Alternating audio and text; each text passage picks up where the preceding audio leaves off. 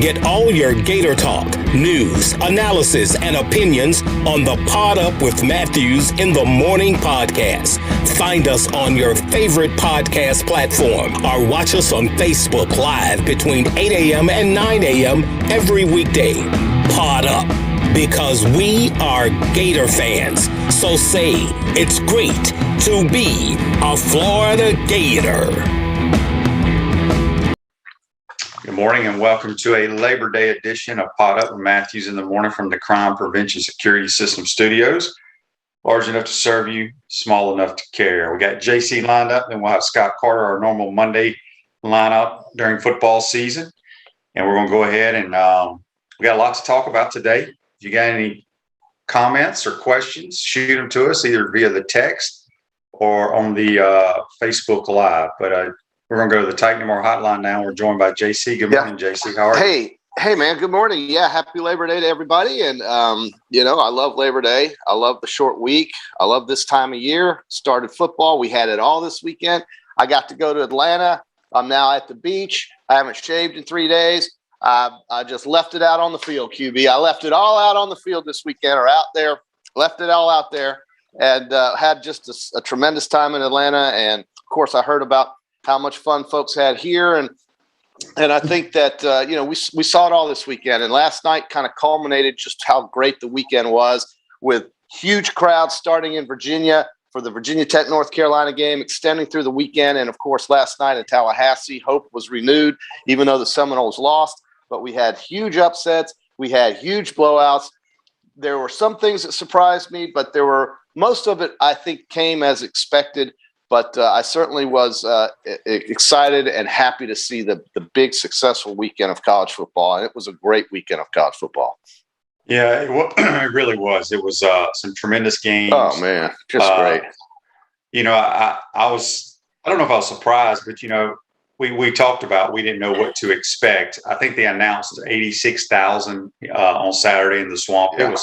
There was only a few empty seats, so that was something else. Tailgating, it was normal. It felt great. I'm sure. Let's see here. Dan says on Facebook Live, QB, I was thinking of you saying the fans would be crying about the passing game. Mullen's keeping it vanilla until Bama.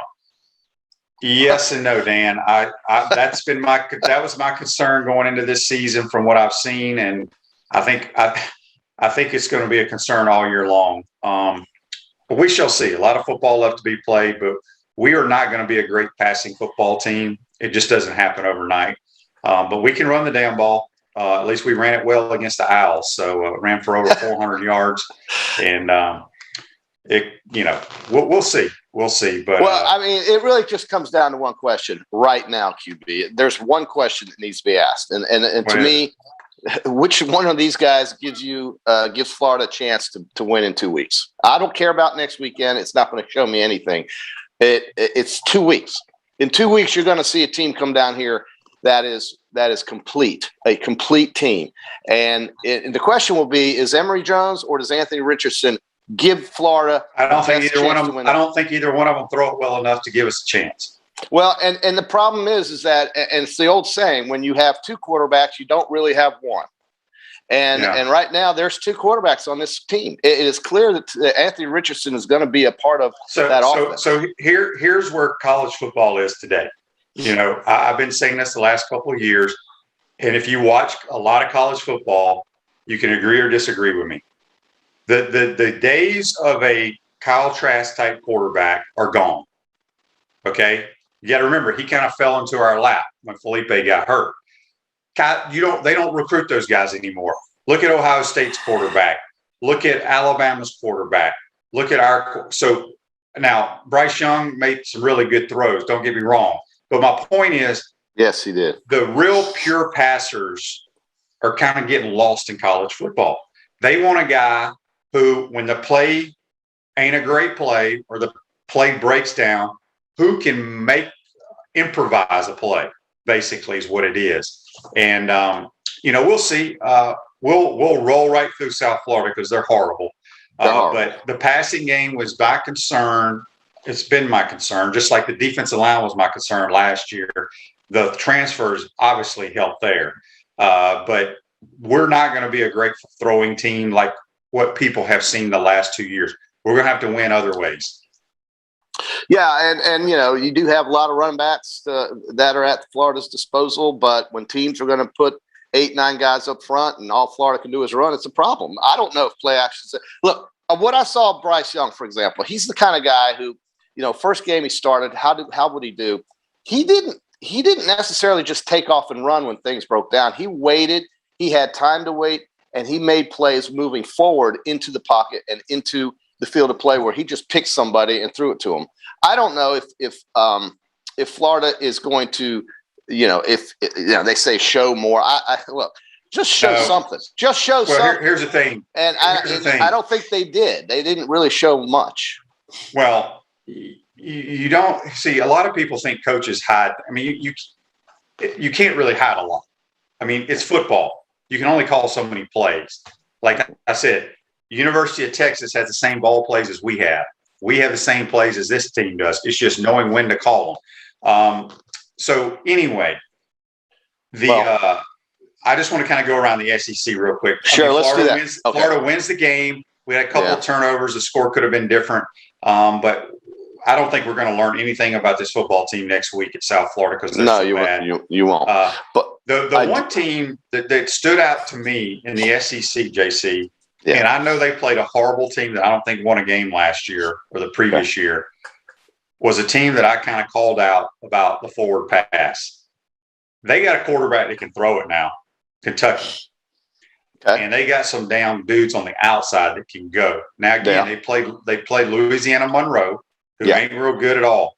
But they have a coordinator who is not scared to throw the ball down the field. And I really like what I saw from Will Levis. I think they're going to cause a lot of problems. Well, and that was, listen, there was hype behind Kentucky going in, and we just couldn't figure out why or didn't know why.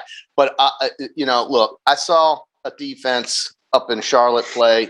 I saw two defenses, Clemson and Georgia, both two of the better defenses in college football. Georgia, 7 sacks. Georgia, I don't know if they tried to throw it and be successful because on offense they look very pedestrian, but on defense, man, that is a ridiculous defense. I think Alabama's the same way. Clemson's defense a little credit too. Oh, I do. 100%, absolutely 100%. But Georgia sacked this kid 7 times. They were all over him, and that's a team right there that is clearly going to be the favorite to win the East. And I don't know how you're going to score on them if you can't show a little bit of diversity on offense, because they're going to be all over you. Alabama's the same way. Just an incredible amount of athletes running around out there on the field. Miami was so overmatched they had no answer.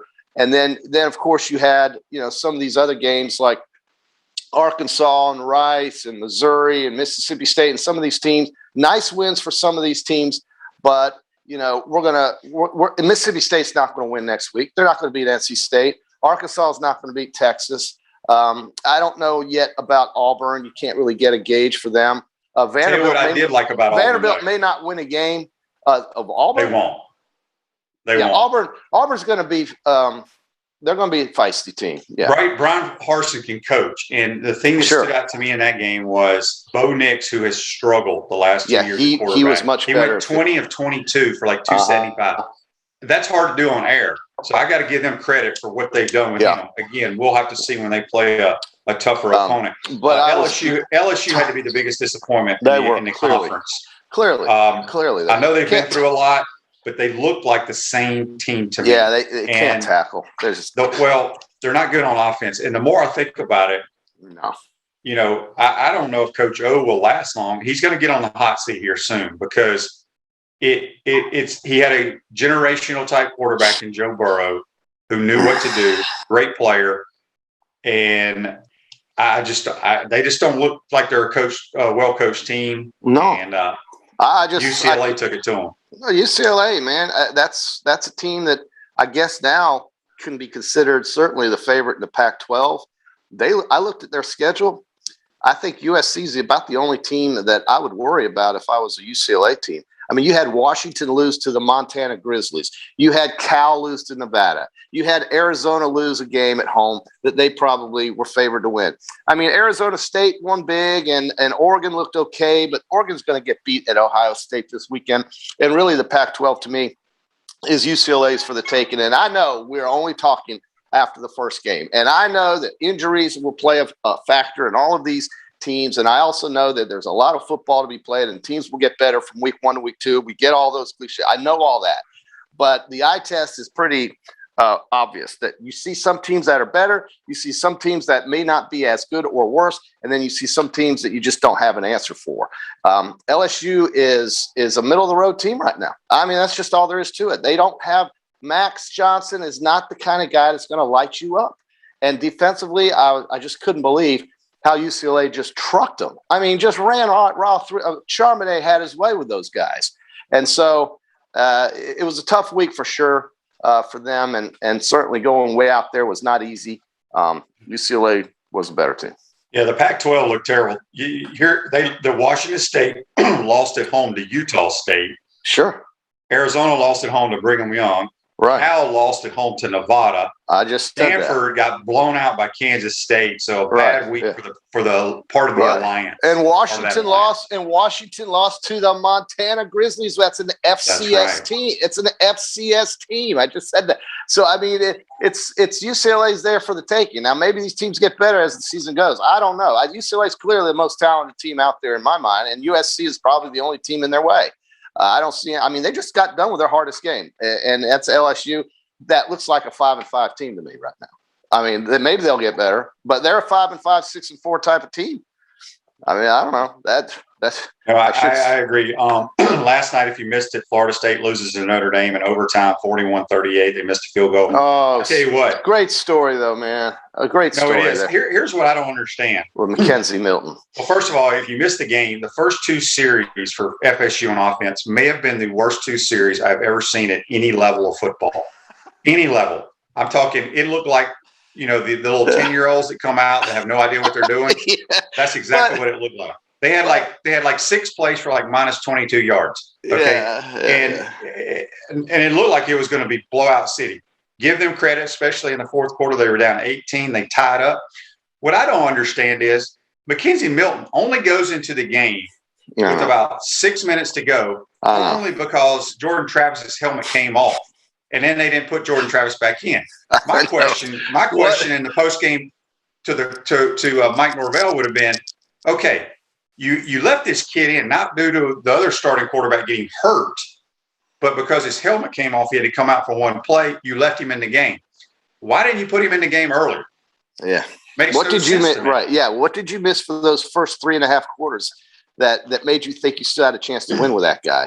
But I think they now know. I mean, it's too bad it took them that long to figure it out. It seemed obvious once this kid got in there to play. But we're talking about a guy who got hurt in 2018. That's 3 years ago. And here he is back after an Alex Smith type of leg injury. And here he is back and just doing the things that made him great at UCF. It's unbelievable. It's like he didn't miss a beat. Now I think he's just going to get better, and Florida State's going to go over that 5.5 total. I'm still believing that, because let me tell you, their conference, bro, you talk about the Pac-12. Let's talk about how putrid the ACC was this weekend. Outside of Virginia Tech, who played great? Clemson's defense. That's about it. That is it. NC State beat a nobody, but the rest of the Wake Forest played well. But outside of that, forget it. Pittsburgh played well, but they again didn't play anybody. Pittsburgh, by the way, is going to go to Tennessee and win this weekend. But I don't know. The ACC had a rough go, man. They had a rough weekend. Duke losing to Charlotte. You had Florida State. Georgia Tech lost at home. Georgia Tech lost the game to Northern Illinois. I mean, and it was just a bad weekend for the ACC. Clemson, that Georgia Clemson game, that was a real snoozer. But if you like defense, you saw the best in the country, 2 of the best in the country. Alabama is right there with them, and they were in Atlanta. So I think we got some answers. I think anybody in their right mind could have seen Penn State and Wisconsin only score about 26 points combined. Those 2 teams look like they're playing in mud. It was just it's such a slower game when you watch those games. I thought Iowa looked impressive. And outside of that, not much more. I think it's just what I think we have an idea of what to expect. I'm concerned as a Florida Gator fan, though, if that's the best you got, because there's two teams on that schedule that with that kind of game it's not going to be enough, I don't think. Turn your car or truck into a rolling billboard for your business or brand with an eye-catching vehicle wrap from Wrap Spot this September. Mention promo code Shane to receive 13% off your vehicle wrap. Speaking with JC, recapping the weekend. JC on our picks went 5-4. I went 3-6. So I'm 10-6, and you're 6-10 right now. Yeah, not a good start, but a long year. Long way to go. We'll talk with Scott Carter in the second portion of today's program. Get his thoughts on the Gators.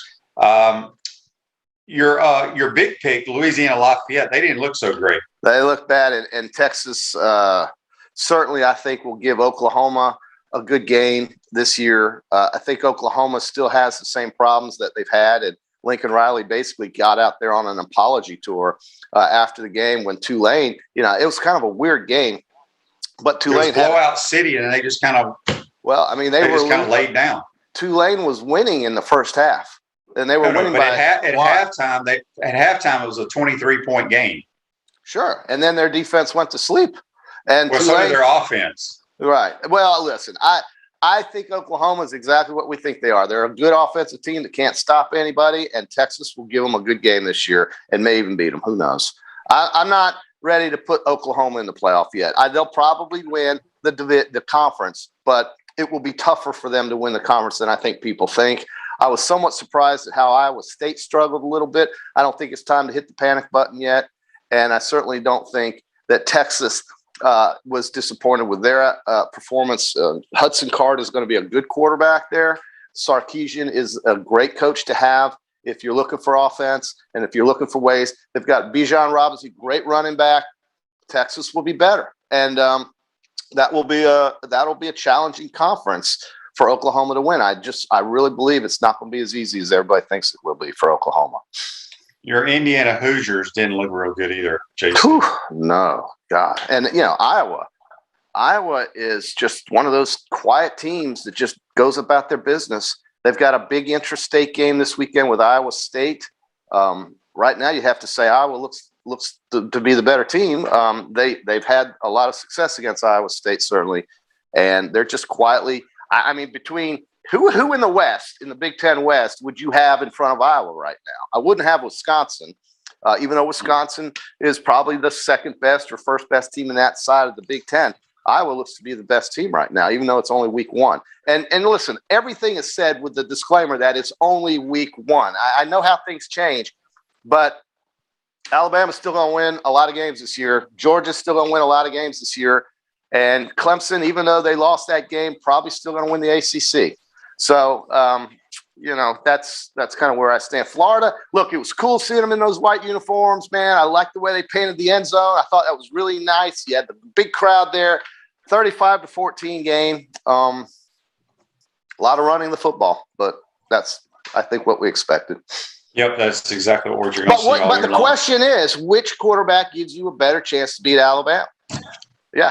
I can't answer. I think we got to have – you got to throw the football in today's world, in my opinion. And I've said from day one, we don't have anybody on our roster that are great passers. And but we'll see. Dan and then we'll have to scheme up people. Anthony's extremely talented. Emory's got talent. I know people have been waiting, but here's the thing: Dan is very loyal to his quarterback, especially his. You got to remember, Emory was his first recruit, so Emory's going to get every opportunity to play. But again, as I said, we got to throw the football, and that is going to be a problem this year. Well, go ahead. No, go ahead. Well, look, you're going to see him probably try to throw a little bit more next weekend. But again, next weekend is not going to be a true test at all. I mean, whatever you see on that field, do not take it with you and think, okay, we're ready to go beat Alabama, Georgia, and Clemson. I just think that it's good that they're playing USF, but you're not going to learn a lot in that game because you're not going to see anything like that the following week. Alabama lost a linebacker. They lost a starting linebacker in their game. Christopher Allen looks like he's going to be out with a foot injury, but they've got so many dogs on that defense.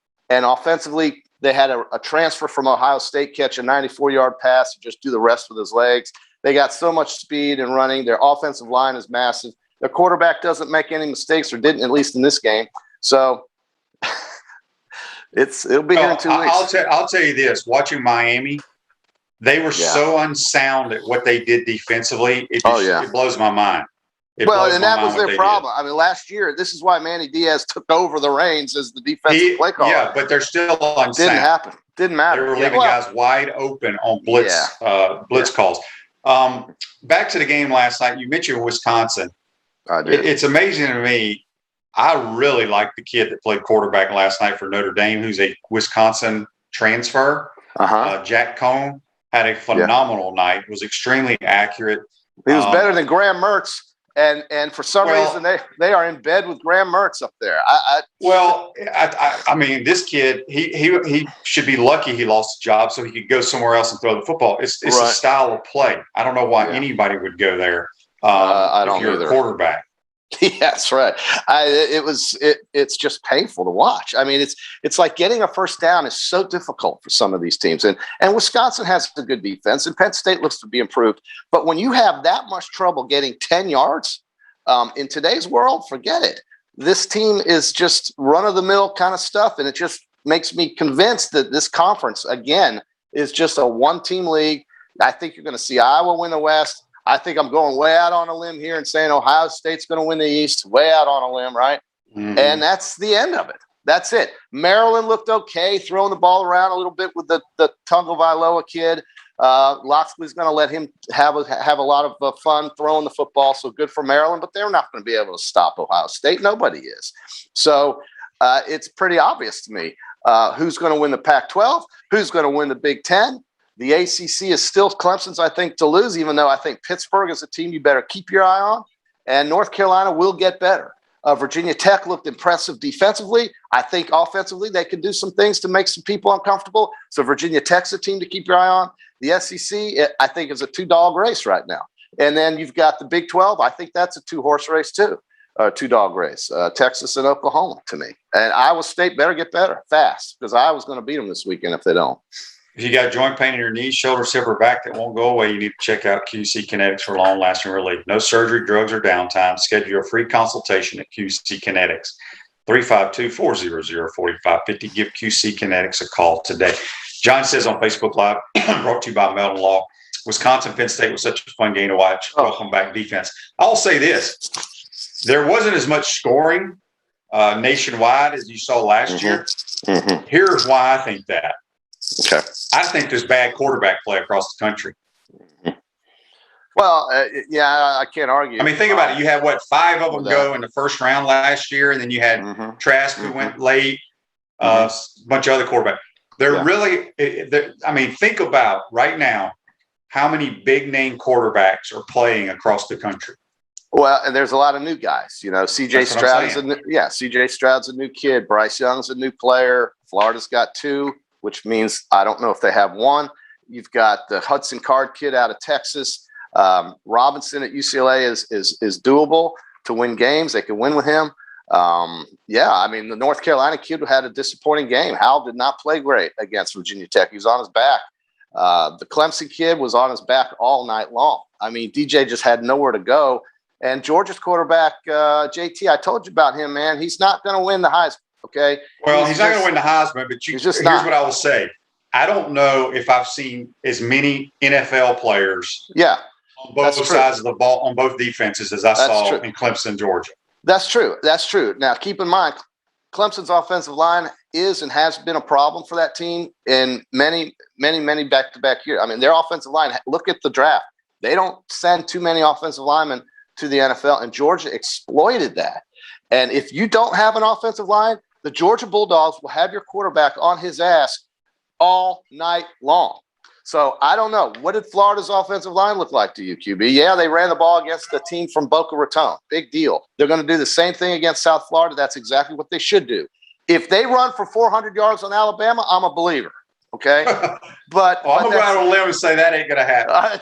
Probably not. So, what's Georgia got? Georgia's got a team that's not going to be easy to beat, and you have to beat them to win the East. So, wow, it's just week 1, and again, everything we've said today, QB, goes with the disclaimer that it's only week 1.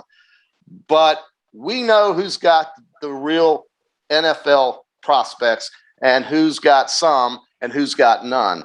And we saw that in week 1. So good for some of these teams that have shown massive improvement. I think you can throw UCLA in there. I think you can throw a couple of teams. I think Pitt's going to be a tough out. Michigan looked okay, but again, it's going to be, I think, somewhat predictable what we see this year or do. Yeah. Kyle says on Facebook Live, brought to you by Mellon Law, what about our 400-pound linebacker? He's actually a 400-pound defensive lineman, number 21. I forgot his name. You won't see him much once we get to conference play. You won't see him that much. They played a ton of people on defense, especially there in the fourth quarter. Yeah, just to get them playing time. And they'll play next week too. Yeah, because South Florida is a bad football team. Don't take too much out of that game. Just know that it's good to get another tune-up before the real team comes to Florida Field. So, and look, it's what you need. You need to know where you stand, and Florida will know in 2 weeks exactly where they stand. JC, did you see? John says on the flip side, Georgia's offense did nothing. A pick 6 aside. That's true, John. They weren't great, but I'm going to go ahead and say there were no offensive. I thought Clemson's defense was outstanding too. It was. There were no offensive scores in that game except 2 field goals. So but again, look, Clemson's got an easier road to me. I mean, they've got an ACC schedule. They won't lose another game. Probably not. They do play at Pittsburgh. That could be interesting. That could be. That could be, and Florida, of course, Georgia has to play at Auburn. So, those are the 2 games. If you're looking at Clemson and Georgia right now, you look on the schedule and go, wow, at Auburn, circle that one. Over here at Pitt, circle that one. Pitt, with all those seniors, good quarterback, not an easy game. But, you look at these road games that you play. Alabama's got one at Texas A&M. Circle that one. Alabama has to play at Auburn. Alabama has to play at Florida. So, they have to stay healthy. But if they are, they're going to be favored in all 3 of those games. Brian says on Facebook Live, brought to you by Mellon Law, the only official law firm partner of the Florida Gators. Georgia and Alabama didn't see quarterbacks that ran, even though Miami has Derek King. I didn't see him run much. Just curious how they will look against a running quarterback and how running quarterbacks and how Anthony Richardson leaping over a man like a deer. Anthony is extremely talented. But here's the thing. I don't think you can beat great teams like that by just running the football.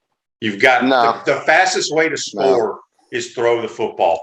And it's still, like I said, it's very, very early, but we're going to have to establish a passing.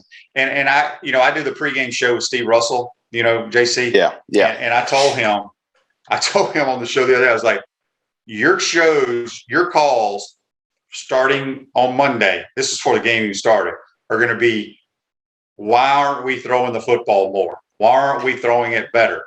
And it's just like last year when we threw it so well, people want to know why couldn't we run the football? Yeah. So that's the nature of the beast. It is what it is. There was something that just popped in my head. I wanted to ask you, did you hear Brian Kelly's comments after the game last night? Yeah, he messed up John McKay's old quote about, how did you feel, Coach, about your team's execution? And he said, I'm in favor of it because Tampa Bay Buccaneers were the most pathetic, futile team he's ever coached. Brian Kelly kind of messed that up, and Twitter goes crazy. Yeah, but this is 2021 Twitter world. It's a miserable, awful place. And it just doesn't matter because if you know Brian Kelly and if you know anything about the historical quotes of football games, that's one of the famous, came from John McKay. That's all he was trying to do. But listen, he's on the field. It's live television. He just got done sweating his off about with Florida State after losing an 18-point lead. So what? He messed up the quote. But to see the reaction on Twitter, that's the world we're living in, and that's a shame because that's just hell right there. That's a miserable world. Just stay out of that. Yeah. What I love is that those stadiums were packed. Those kids didn't care. The fear porn is going away, and we are back to reality with college football again, and everybody's going to benefit from it. Everybody is going to benefit from it. I don't know. I'm sure you saw the game. I saw bits and pieces of it Friday night. The entrance there at Virginia Tech was unbelievable. Oh, yeah. Oh, and then when they played the Sandman. Bounce around or whatever Bounce around call it Wisconsin. at Wisconsin. Oh my gosh, that was incredible. It's energy, right? These people have been waiting for over a year and a half to 2 years now to do this, and they've gotten to do it. And I'm all for it, and I hope it continues. And hopefully everybody is safe and doesn't get sick. But if they do, just remember, statistics show that young people get over this virus a lot better than old people, and that's just the way it is. Yep. All right, man. Time flies. We got to get to our man Scott Carter. Okay. All right. We'll see you Wednesday. And we'll talk to you on Wednesday. That's JC. Join us on the Titan MR hotline. We'll come back.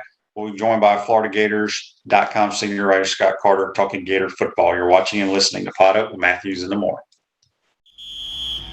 We want to take this moment to thank all our sponsors who keep the show going and pay the bills. Our premium sponsors are Crime Prevention Security Systems, large enough to serve you, small enough to care. Titan MRI, Gainesville's only locally owned and operated MRI facility. Meldon Law, won't back down. Peachland Dental, Gator Nation's first choice for dentistry in Port Charlotte. Comfort Temp, comfort is our business, peace of mind is our promise. QC Kinetics, live pain-free with QC Kinetics. Great Clips. Our gridiron sponsors are Auto ER, UF Bookstores, Celebration Point Town Center, Center State Bank, Chris Doring Mortgage, Silverback Concrete Company. Some of our touchdown sponsors are Campus USA Credit Union, Adams Rib Company, Doreen Weeby Realtor Caldwell Banker MM Parish, Gator Dominoes, Celebrate Primary Care, Gator Bait Media, Rap Spot, Okito America, Gators Dockside, Style Cuts, Ironwood Golf Course, Big Meals Cheesesteaks. If you are interested in promoting your business on the show, visit potupwithshane.com and click the advertise button. Again, thank you to all the great businesses that support the show. If you like what we are doing here, make sure you follow us and support the businesses that support us.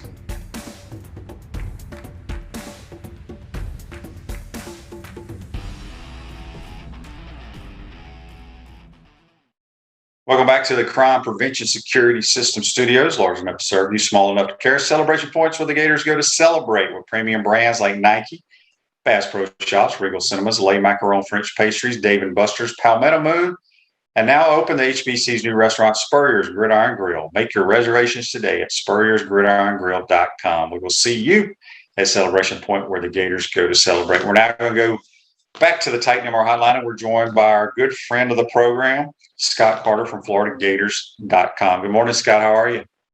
Hey, Shane. Good morning, man. Monday morning after a Florida win. Good way to start the season. So far, so good, man. Yes, indeed. Scott, you and I were talking before we came on air here. It was good to see the Swamp. It wasn't 100% packed, but 86,000 and some change, I think, was the announced attendance. Yep. If you look across the scope of college football, it seemed like every game I saw on TV, it was a packed house, except at Oklahoma, which, I had a buddy of mine say, well, Oklahoma's people that was supposed to be that game was supposed to be played in New Orleans. Yeah. So I don't know how they did their tickets or whatever, and I'm sure a lot of people that weren't planning to go to a game in Norman had already had plans for the weekend. But gosh, it was good to see college football and fans back on campuses. Yeah, I think it just showed, obviously people are ready to get back out there and to enjoy these experiences. And Florida fans, I'll be honest with you, Shane, I didn't know what to expect. I knew there was going to be a good crowd. But I thought it was better than I anticipated at the Swamp the other night, just because not only were there 86,000 some people there, it was a very enthusiastic crowd as well. You could just tell they were there. The students showed up early, a lot of tailgaters beforehand. And, man, it kind of brought back memories of, hey, why we like all this in the first place, right? Saturday night, packed house, people excited. Definitely felt like old times, and it was just fun to be back in that atmosphere. Yeah, it was good to see the student section because it seems like the last 2 or 3 years never knew when they were going to show up.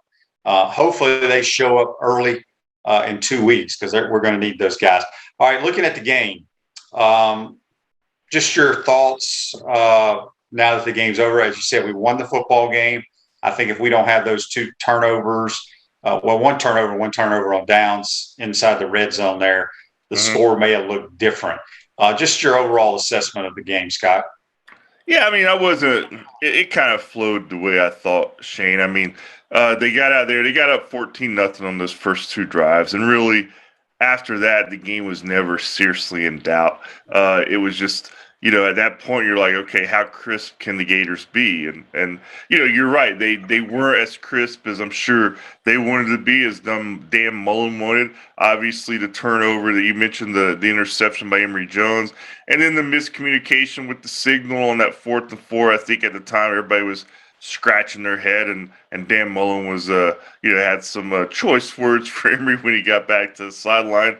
But then the defense, I thought, for the most part, really the first teamers played well. I mean, Kusi Perry's he's going to rack up some yards, but I thought overall they contained him pretty well until the second half, when the second unit gets in there and some guys start getting tired. I mean, FAU makes some plays, and of course the obvious one is Anthony Richardson. In terms of the quarterback, Shane, I mean, I thought that kind of played out the way I did expect in my head. I knew Anthony Richardson was going to play. I think what he showed me is what you saw in a couple of scrimmages. The guy's a playmaker, man. Like Mullen said after the game, when he's got the ball in his hands, he's a playmaker.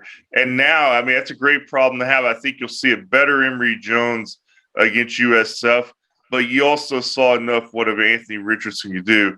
He's the kind of guy that you've got to get into the game in some key moments because of what he can do with the ball. So, we talked about Emory and Anthony maybe having a similar setup, and for instance, like Kyle and Emory did. I think with Anthony, you'll see him get in there some more just because of how dangerous he is.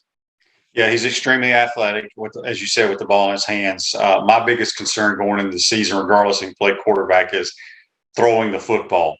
I'd love to see us throw it 40-something times this week against a weak opponent, just to get some kind of rhythm.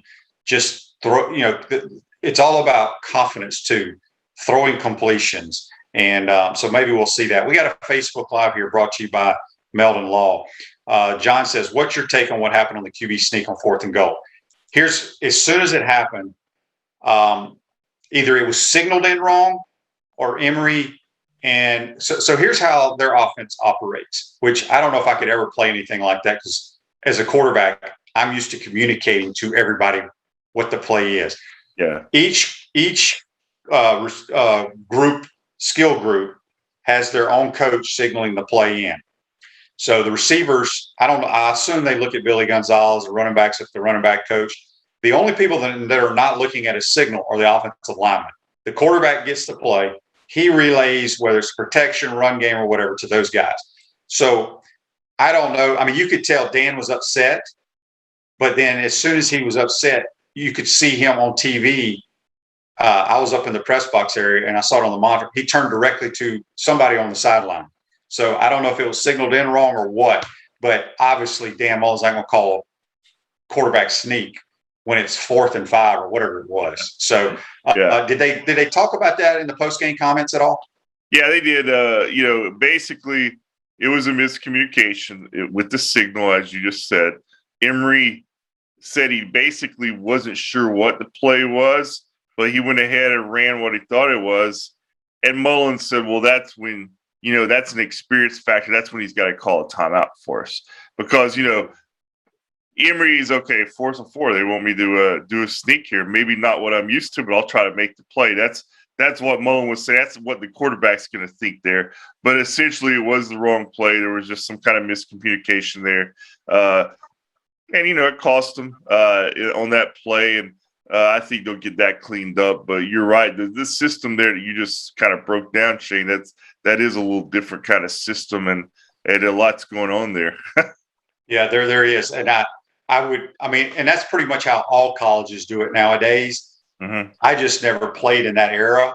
And I want to be able to communicate to my players so they hear it come out of my mouth that we're all on the same page. I just couldn't imagine Eric Rett having to read a signal and then me not tell him what to do. Yeah. Because no telling what he might do. So anyway, it freaks me out a little bit. At Chris Storing Mortgage, they do mortgage lending right, helping home buyers throughout Gainesville and North Central Florida. Call Chris Storing Mortgage today at 352-244-0840. Speaking of Scott Carter here on the Titan MR hotline, you can read all his good stuff at floridagators.com. Okay, running backs. Of course, after the game, I had people texting me, why aren't our 5-star running backs getting any carries? I mean, I think Bowman got a couple, Lingard got a couple. Did you hear the same thing? People, now I won't say complaining, but wanting to know where the 5-star running backs are.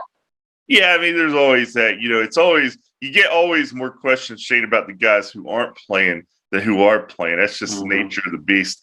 Hey, Malik Davis had 100 and some yards. Dameon Pierce had 2 touchdowns. They did the job. They won. You can't play all 5 guys. We all know that. They're not going to have 5 running backs every game get 10 or 15 touches. That's just not – there's not enough touches to go around. So I think they went with the veteran guys. And, Bowman got some action there late. We'll see how that goes down the road, Shane. But, I mean, the big surprise among that group to me, I mean, I didn't know what to expect out of Malik. I knew that he was going to be involved in the passing game. Did I peg him as a 100-yard rusher in the first game? No, I didn't. So, but you did watch him. I think there's what you saw was some of the things that they talked about in camp. He looks a lot more confident, a little different even than last year. I think you're looking back to him maybe finally being the guy with the ball in his hands who he was before he got hurt. So now we'll see how that plays out long term. But yeah, I mean, USF, I'm like you, Shane. I think going into that game, you're probably thinking, okay, they need to get some rhythm in the passing game. So I don't think you'll see 400 yards rushing again, but I didn't think you were going to see that much against Florida Atlantic either. Yeah. Well, you take away Anthony's 70-something yard run, which we got a text here on the Titan MR text line. It comes from Jim. Jim says, Shane, what did you think about Anthony hurdling that guy? I mean, that's just great athleticism, and it looked like it was a broken play on that one run. I wanted to talk about his touchdown run because this is what Dan and his staff do so well. They have 1 or 2 formations in every game that they must see on tape. We can take advantage. So the previous play before his long 70-something yard run, they were in this unbalanced formation, which means there were 3 receivers to the right, tight end was on the wing to the right, and then the running back was in the backfield. So you got an unbalanced set, and they just ran a basic zone play. Well, the very next play, Dan must have saw how FAU lined up or didn't line up correctly to that formation. They flipped the formation. Now you had the 3 receivers to the left, tight end to the left. So you have a 4-by-0 formation, meaning 4 eligible receivers to the left, although one of them is not eligible because he's on the line of scrimmage, and there's no receivers to the other side. And I'll be dang if you go back and look at it, Scott. I think you and take nothing away from Anthony. Please don't start tweeting that I said it wasn't a great run because it was. He had nobody to outrun. I mean, there was nobody over there. And Gamble made a beautiful block. Basically, they just ran the zone read. He kept it. Gamble kicked the guy out, and then there was nobody there. But that's what Dan and his staff do so well is they have 1 or 2 kind of funky type formations that they can take advantage of.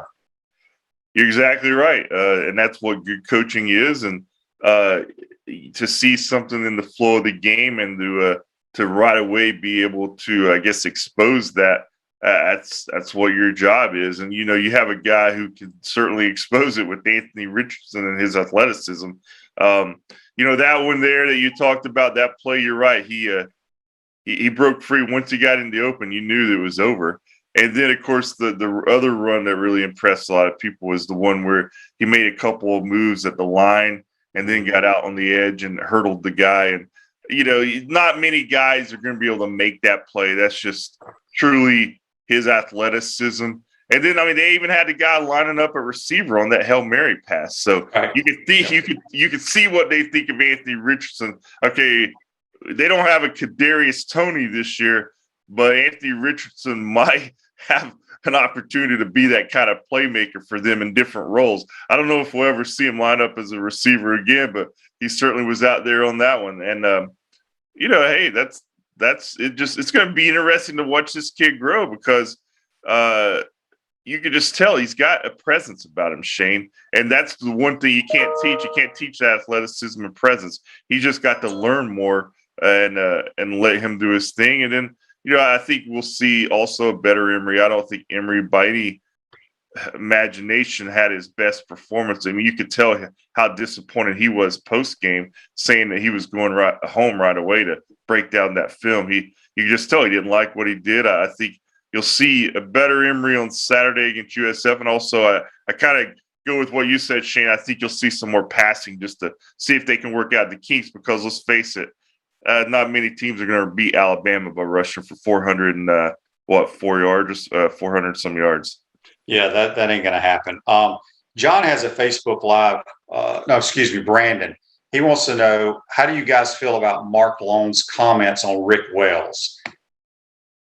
Are you familiar with that? I'm not. Yeah, I saw the comment about the something about, if Rick Wells finally does something other than shoot a BB gun, which alludes back to, when he first got to UF. I remember there were some guys and an incident over at Flyvet Field that got some pub. Ended up, I don't think, being much in the long run. Twitter is a dangerous thing, Shane. I've always thought that I would I got a rule. I don't tweet. I try not to tweet anything that I wouldn't say or that I wouldn't embarrass if my mom sees it, she wouldn't be embarrassed. So, I probably failed in that regard some ways, but I tend not to take pot shots. That was kind of a pot shot. And, I'm glad it wasn't my tweet, but, Mark he's hearing it from people, and I'm sure he'll deal with it in his own way. But it was unfortunate, one of those things that got some attention the other night that probably shouldn't have, Yeah, congratulations to Rick Wells. He's been here a long time, finally got his first touchdown. Before we let you go, just your thoughts, what Mullen said about the defense or Grantham said about the defense. Well, Grantham didn't actually talk after the game because it was so late. And then we'll get him, I think, after practice tonight. Mullen, I thought his main thing, it was kind of, he thought they bent some and didn't break. He'd like to see them be a little stouter up front. They were on the field a lot, especially in the second half, a lot of new faces. You talk about Zach Carter showed up, 3 sacks. So big performance by him. Overall, I think they had 6 sacks, forced the fumble, Javon Dexter in there. You didn't hear too much about Newkirk and Valentino.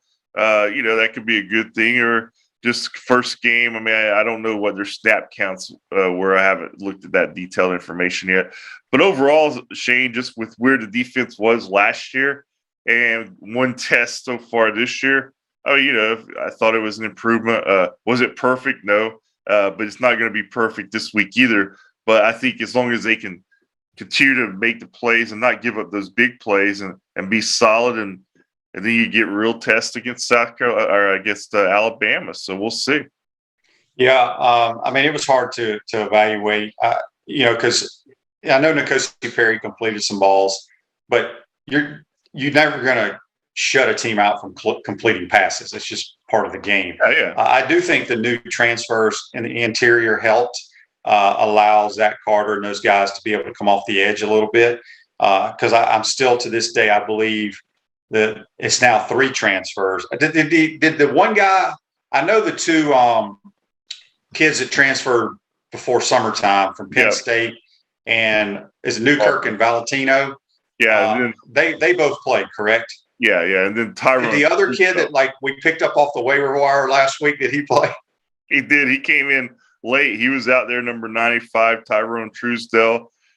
Big dude. You can tell he's got an SEC defensive tackle's body. I think for him, it'll just be a matter of how long does it take to where he feels comfortable and they feel comfortable with him in the system. I'm sure they'll scale it down for him. But he got in there a couple of series late in the fourth quarter. I saw him out there. So, got his feet wet. So I would imagine you'll see him more and more as the season progresses, Shane. Scott, I don't know how much you got to see of the SEC games this weekend. If you did, was there any game or any team that stood out to you?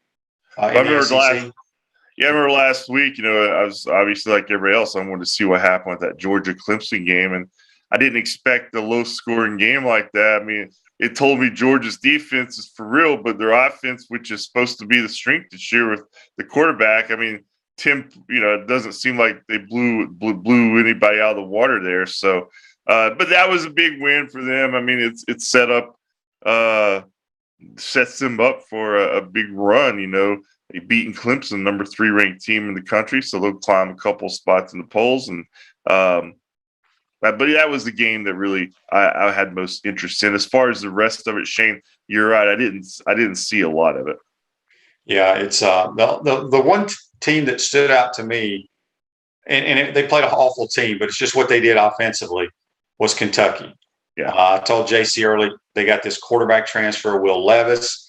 They got the new coordinator who was assistant with the Rams, but they actually threw the ball down the field. They actually, I've said on my podcast, I wasn't worried about Kentucky because they really don't know how to complete a forward pass. Well, obviously they heard me, Scott, and they went out and practiced, and they look pretty good. So they could be a scary team. But in the meantime, we got the South Florida Bulls next Saturday. Should be an easy win for the Gators. Hopefully everybody can stay healthy, and we get the passing game going and get ready for Alabama. Scott, good stuff as always, buddy. Enjoy the beach. Put your sunscreen on, my man. That's right, man. Get ready to do that and just hang out for the day, see what happens. All right, that's Scott Carter from FloridaGators.com. Join us here on the Titan MRI Hotline. Going to take our final time out, come back and wrap up this Labor Day edition. We want to take this moment to thank all our sponsors who keep the show going and pay the bills. Our premium sponsors are Crime Prevention Security Systems, large enough to serve you, small enough to care. Titan MRI, Gainesville's only locally owned and operated MRI facility. Meldon Law, won't back down. Peachland Dental, Gator Nation's first choice for dentistry in Port Charlotte. Comfort Temp, comfort is our business, peace of mind is our promise. QC Kinetics, live pain-free with QC Kinetics. Great Clips. Our Gridiron sponsors are Auto ER, UF Bookstores, Celebration Point Town Center, Center State Bank, Chris Doring Mortgage, Silverback Concrete Company. Some of our touchdown sponsors are MB Listing, Cornerstone Financial, McDonald's of Gainesville, My IT Masters, Gainesville Neon and Signs, 84 Lumber, Tropical Smoothie Cafe, Avra and Smith, Dowling Signs, Baker's Sporting Goods, Ruse Ogra Agent, State Farm Insurance, Silver Cube Billiards and Sports Bar. If you are interested in promoting your business on the show, visit podupwithshane.com and click the advertise button. Again, thank you to all the great businesses that support the show. If you like what we are doing here, make sure you follow us and support the businesses that support us.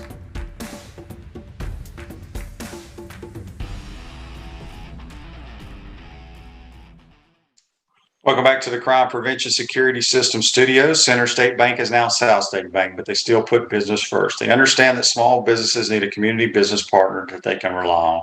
South State still has 4 convenient Alachua County locations. South State Bank, banking forward, member FDIC. I want to thank JC and Scott Carter for joining us here on the Titan MR Hotline.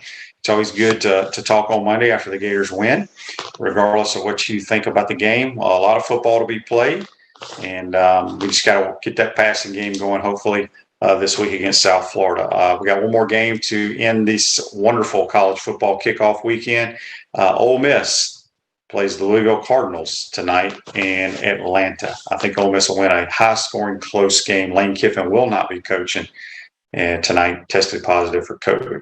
Anyway, hope you enjoyed today's program. Make sure you tune in tomorrow. Tomorrow, we're going to have Buddy Martin, obviously. We'll also have Gator wide receiver Trent Whittemore join us on the program. Today's show's a wrap, brought to you by Wrap Spot. See you tomorrow.